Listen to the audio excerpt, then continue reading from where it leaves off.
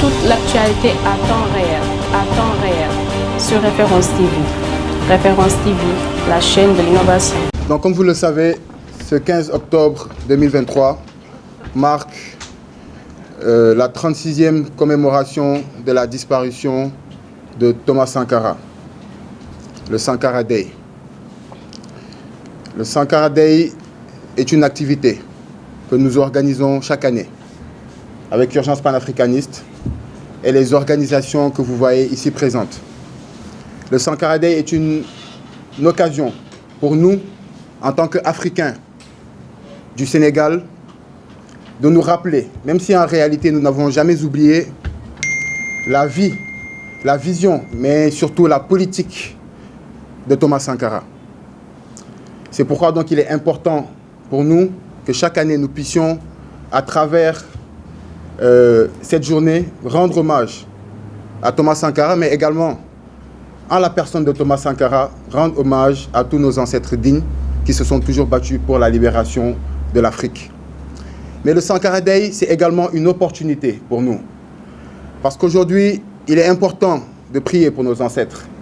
Il est important de commémorer et de rendre hommage. Mais nous estimons qu'il est tout aussi important de suivre la voie que ces derniers ont tracée. Il est tout aussi important de perpétuer le combat digne de nos ancêtres.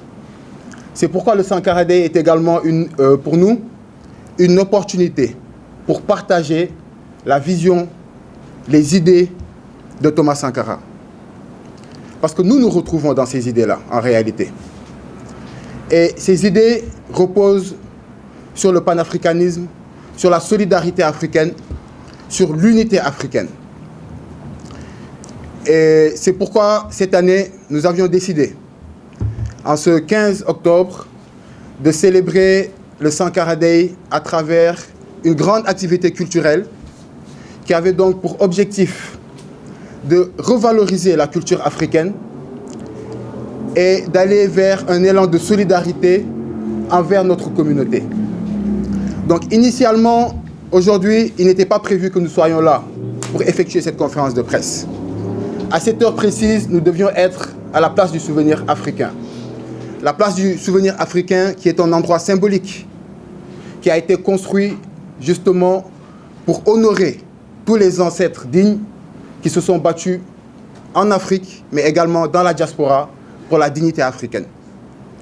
Il était prévu que nous effectuions dans un premier temps une exposition pour promouvoir les produits africains, j'y reviendrai. Il était également prévu que nous effectuions un panel sur le thème du vivre africain, parce que le thème vivre africain est le thème que nous avions retenu pour cette journée-là. Il était également prévu qu'à travers des prestations culturelles, des slams, des prestations théâtrales, que nous valorisions également la culture africaine, mais également à travers un concours d'art oratoire qui devait être effectué en Wolof, qu'à travers aujourd'hui nos langues locales, que nous puissions promouvoir donc la culture africaine. Et comme je disais tantôt, le thème qui a été retenu pour cette année, c'est vivre africain. Vivre africain parce que nous considérons qu'en ce 21e siècle, où l'Afrique peine encore à reprendre cette place-là qui lui est due, la seule et unique voie que nous devons suivre, c'est cette voie-là que Thomas Sankara nous a démontrée, à savoir la voie du panafricanisme. Vivre africain, parce que comme il le disait, nous devons accepter de vivre africain si nous voulons vivre digne et vivre libre. Et donc, lorsque nous appelons notre peuple à vivre africain, nous les appelons à accepter notre identité, à accepter notre culture et à se réapproprier cette dernière. Lorsque nous appelons également notre peuple à vivre africain, nous les appelons à être dans une posture de solidarité entre la communauté. Parce qu'aujourd'hui, la plus grande force de chaque peuple, c'est sa capacité à pouvoir entretenir une certaine solidarité au sein d'elle. Mais lorsque nous appelons également notre peuple à vivre africain, nous les appelons à promouvoir tout ce qui vient d'Afrique, à consommer africain, à produire africain. Et Thomas Sankara l'avait dit dans son fameux discours à l'ONU. Il disait que nous devons faire de telle sorte que le marché des Africains, que le marché africain soit le marché des Africains. Nous devons produire ce dont nous avons besoin et consommer ce que nous produisons. Parce que c'est la seule façon de vivre digne et de vivre libre. C'est dans ce sens que nous avions invité toute la communauté africaine dans sa globalité à une exposition de produits africains. Nous avions des frères de la communauté du Burkina, des frères de la communauté du Mali, du Sénégal et d'autres pays d'Afrique qui étaient déjà prêts à exposer leurs produits aujourd'hui à la place du souvenir. Mais malheureusement, je disais tantôt que cette activité culturelle que nous avions prévu d'effectuer a été interdite. Le motif de l'interdiction que l'on nous a livré est qu'il y a une autre activité qui a été prévue au même endroit. Nous tenons à rappeler, parce que nous avons des partenaires avec qui nous avons collaboré durant ces 2 derniers mois pour l'organisation de cette journée. Donc il est important qu'en toute transparence, que nous puissions expliquer les raisons pour lesquelles nous n'avons pas tenu cet événement. Il y a 2 mois de cela, nous avons rencontré l'administration de la place du souvenir.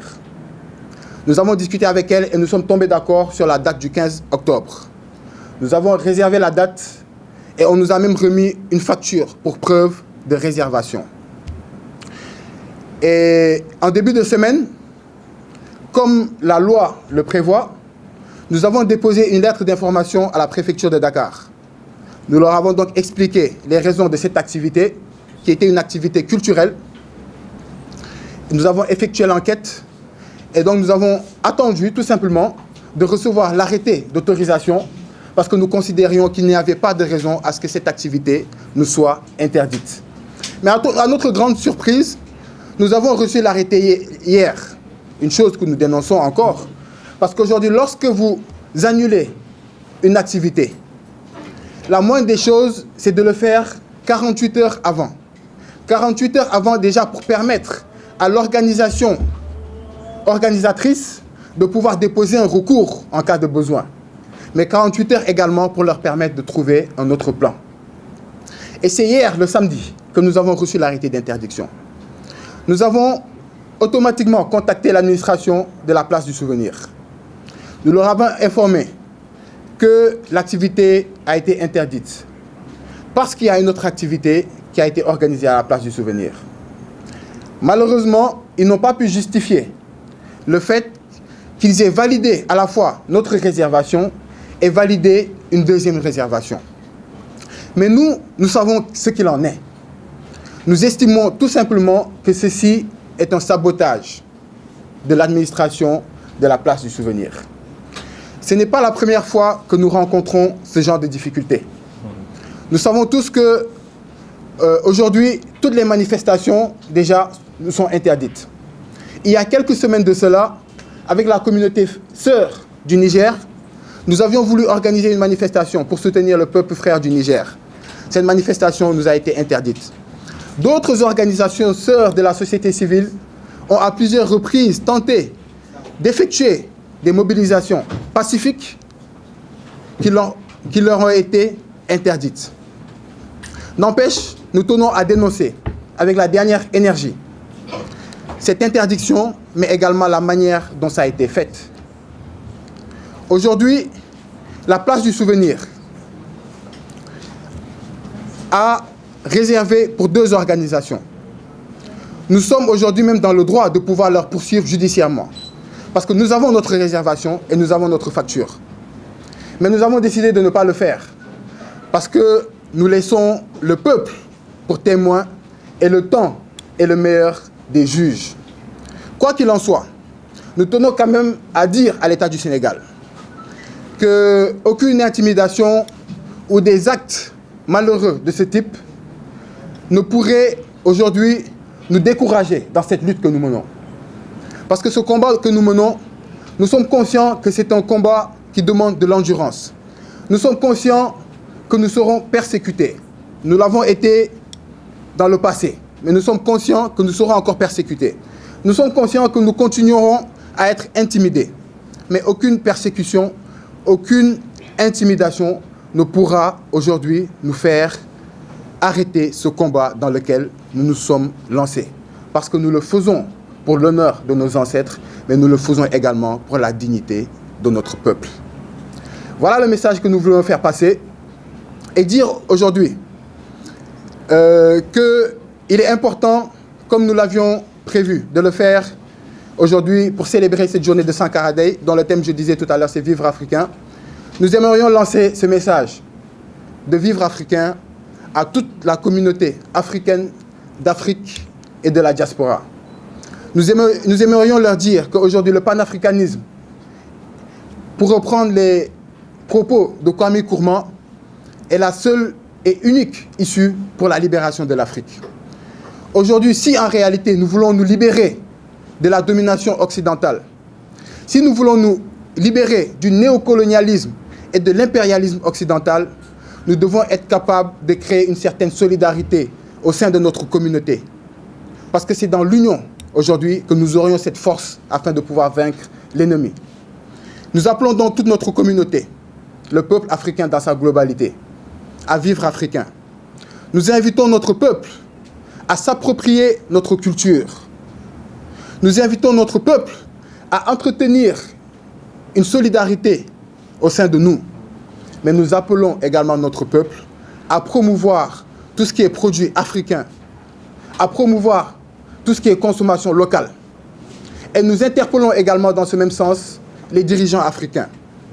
Parce que s'il y a bien une chose dont nous sommes conscients, c'est que les responsabilités sont partagées. Autant aujourd'hui, nous, en tant que population, nous avons notre part de responsabilité, autant également nos dirigeants, les dirigeants africains, ils ont leur part de responsabilité. Aujourd'hui, nous ne pouvons pas accepter que 60 ans après les soi-disant indépendances, que nous continuions à importer nos besoins de première nécessité. Nous ne pouvons pas accepter que nous continuions à dilapider nos ressources naturelles et à importer des produits qui sont fabriqués à l'étranger. Ce n'est pas acceptable. Si aujourd'hui, nous sommes à ce stade, ce n'est pas faute d'absence de ressources, parce que nous avons les ressources les plus abondantes de la planète. Ce n'est pas faute d'absence non plus d'espace, parce que nous avons les terres les plus vastes et les plus arables de la planète. Il faut que nous le sachions. Ce n'est pas non plus faute de ressources humaines, parce que nous avons les populations les plus jeunes et les plus dynamiques de la planète. Mais si nous en sommes encore là, c'est parce qu'en partie, nous avons des dirigeants qui n'ont pas su aujourd'hui appliquer cette politique souverainiste et panafricaniste, cette politique de vivre africain qui a été aujourd'hui portée par Thomas Sankara. Donc voilà le message que nous voulions faire passer. Nous invitons toute notre communauté, encore une fois, à vivre africain, parce que comme le disait Thomas Sankara, c'est la seule façon de vivre digne et de vivre libre. Je vous remercie. Toute l'actualité à temps réel, sur Référence TV. Référence TV, la chaîne de l'innovation.